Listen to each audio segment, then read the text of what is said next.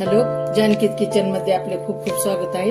आपला हा कालचा राहिलेला आपण शिळा म्हणता येईल आणि हा एवढा सुशीला राहिलेला आहे काल केलेला, तो फ्रीज मध्ये ठेवून दिला होता.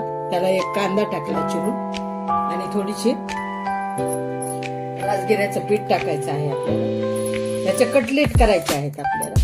1-1.5 चमचा राजगिऱ्याचं पीठ, 1-2 चमचे मकाचं पीठ. हे मका दळून आणलेले आहे. हे मकाचं पीठ अत्यंत पौष्टिक होते की नाही, शिळ्या ह्याचं ताजं. हे तांदळाचं पीठ, 1-1.5 चमचा तांदळाचं पीठ, 1 चमचा डाळीचं पीठ, 1 चमचा गव्हाचं पीठ, 1 चमचा ज्वारीचं पीठ. मोठ्या चमच्याने 1 चमचा ज्वारीचं. हे आता आपण त्याला मीठ हळद त्याला टाकू. हळद थोडीशी, आधी सुशिलाला आपल्या हळद आहेच आहे, थोडी टाकू. थोडं टाकू तिखट, थोडासा चवीपुरता टाकू मसाला आपल्या घरचा केलेला आहे. थोडी टाकू आलं, लसूण, हिरवी मिरची, कोथिंबीर पेस्ट 1 चमचा आणि त्याला टाकू कोथिंबीर, खूप सारी भरपूर कोथिंबीर. त्याला टाकू सुशिलाला आपल्या थोडस मीठ आहेच आहे आधीच, त्याला टाकू अजून. पुन्हा हे बाकीचे आपण जे टाकले घटक त्याच्यासाठी हे मीठ. आणि आता मिक्स करून घेऊ. चांगलं मिक्स करून घेऊ असं सगळंच आपण आता टाकलेले सगळे घटक. आणि याचा घट्ट असा गोळा करून घ्यायचा, कटलेट होण्यासारखे आपल्या. असा आपण घट्ट असा गोळा असा तिंबून घेतलेला आहे चांगला. फार घट्टही नाही आणि फार पातळ पण नाही, असा मध्यम ह्याचा अशा प्रमाणात करून घ्यायचा. आणि याचे असे गोल गोल गोल गोल चप्पट कटलेट करून घ्यायचे. इकडे कढई ठेवलेली आहे आपण गॅसवर तापायला आणि थोडं तेल टाकून घेतलंय त्याला कढईमध्ये. हे असे चप्पट करून घ्यायचे छान.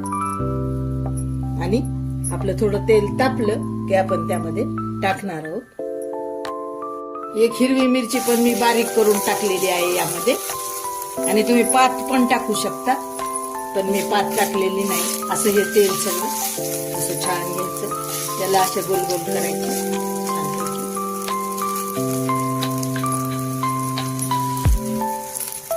आणि असं चपट करून त्याला असं हे करून असंच ठेवायचं. आणि मंद गॅसवर आपल्याला छान परतून घ्यायचे आहे. हे छान झाले बघा. आपण आता खालचे वरी असे खालची बाजू अशी वर करून घेऊ.